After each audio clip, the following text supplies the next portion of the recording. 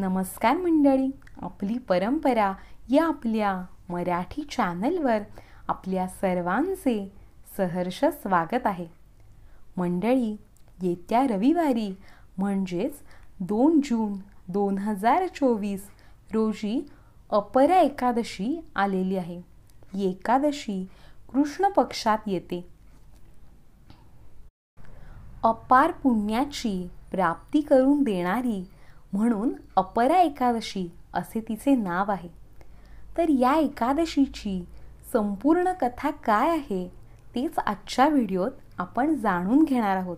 त्यामुळे व्हिडिओ शेवटपर्यंत पहा आणि आवडला तर लाईक आणि तुमच्या मित्रमैत्रिणींसोबत शेअर करायला विसरू नका. आणि अशाच नवनवीन माहितीपूर्ण व्हिडिओसाठी आपली परंपरा या चॅनलला आत्ताच सबस्क्राईब करा. चला तर सुरू करूयात अपरा एकादशीची कथा. युधिष्ठिर म्हणाला, जनार्दना, वैशाख कृष्ण पक्षात जी एकादशी येते तिचे नाव काय व महात्म्य काय हे ऐकण्याची मला इच्छा आहे. तेव्हा ते सर्व सांग. भगवान श्रीकृष्ण म्हणाले, राजा, तू लोकांचे कल्याण व्हावे म्हणून चांगला प्रश्न विचारला आहेस.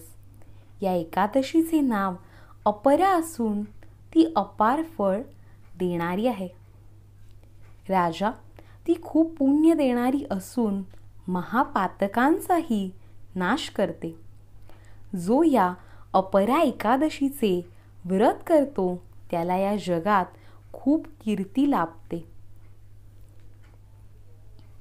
या अपरा एकादशीचे व्रत केल्यामुळे ब्रह्महत्येचे पाप केलेला, गोत्राचा नाश करणारा, गर्भाची हत्या करणारा, खोटे आरोप करणारा, परस्त्रीवर भाळणारा अशा सर्वांची पापे निश्चितपणे नाहीशी होतात.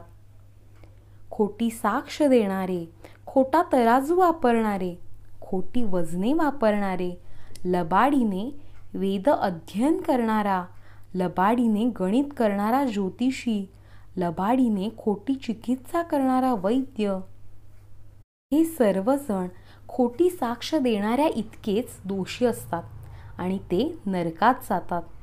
राजा, परंतु या लोकांनी जर अपरा एकादशीचे व्रत केले तर त्यांची त्या पापातून मुक्तता होते. जो क्षत्रिय आपला क्षात्र धर्म सोडून युद्धातून पळ काढतो तो आपल्या धर्मातून भ्रष्ट होऊन घोर नरकात पडतो. परंतु त्याने जर अपरा एकादशी केली तर तो त्या पापातून मुक्त होऊन स्वर्गाला जातो. जो शिष्य गुरुकडून विद्या मिळवल्यावर त्याची निंदा करतो त्याला महापातक लागते आणि त्याला दारुण नरकवास प्राप्त होतो. परंतु त्याने अपरा एकादशीचे व्रत केल्यास त्या माणसाला सद्गती लाभते. 3 प्रकारच्या पुष्कर तीर्थात कार्तिक मासात स्नान केल्याने जे पुण्य मिळते तेच पुण्य ही एकादशी केल्याने मिळते. तसेच माघ मासात मकर संक्रांतीला प्रयाग क्षेत्रात स्नान केल्याचे पुण्य, काशी क्षेत्रात शिवरात्रीचा उपवास केल्याचे पुण्य, सर्व सुवर्ण दान दिल्यामुळे मिळणारे पुण्य, अशी सर्व व गुरुग्रह सिंह राशीत आला असता गोदावरीत स्नान केल्याचे पुण्य, कुंभ संक्रांतीला बद्री केदारला दर्शन घेतल्याचे पुण्य, अशी सर्व पुण्ये या एकाच अपरा एकादशीचे व्रत केल्याने मिळत असतात. कुरुक्षेत्रात सूर्यग्रहणाच्या वेळी स्नान केल्याने मिळणारे पुण्य, हत्ती, घोडे, सोने दान दिल्याने मिळणारे पुण्य, यज्ञामध्ये आपले सर्व सुवर्ण दान दिल्यामुळे मिळणारे पुण्य, अशी सर्व पुण्ये या अपरा एकादशीच्या व्रताने मिळतात. अर्धप्रसूत गायीचे दान देऊन किंवा सुवर्ण दान देऊन किंवा पृथ्वी दान देऊन जे पुण्य मिळते तेच पुण्य या एकादशीच्या व्रतामुळे मिळते.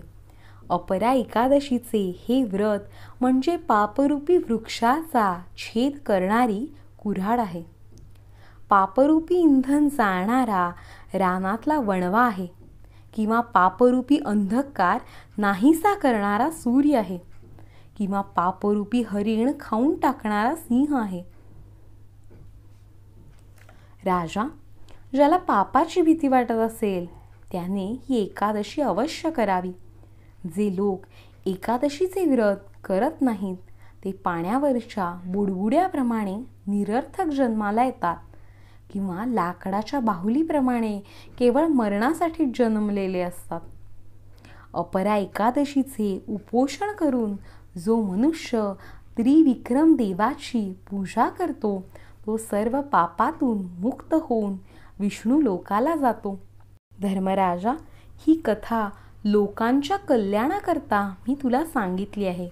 ही कथा वाचली किंवा ऐकली तरीही सर्व पापातून मुक्तता होते आणि अपार पुण्याची प्राप्ती होते. ब्रह्मांड पुराणातील अपरा एकादशीचे महात्म्य संपूर्ण झाले. श्रीकृष्णार्पणमस्तु. ही होती अपरा एकादशीची भगवान श्रीकृष्णांनी युधिष्ठिराला सांगितलेली कथा. कथा आवडली का नक्की कमेंट बॉक्समध्ये सांगा आणि अजून कोणत्या कथा तुम्हाला ऐकायच्या आहेत तेही नक्की सांगा. ते सर्व व्हिडिओज मी नक्की घेऊन येईन. आपल्या चॅनलवर दर मंगळवारी आणि शुक्रवारी 8 वाजता व्हिडिओ येत असतात. त्यामुळे आत्ताच चॅनलला सबस्क्राईब करा म्हणजे असेच नवनवीन माहितीपूर्ण व्हिडिओज तुम्हाला दर आठवड्याला बघायला मिळतील. धन्यवाद.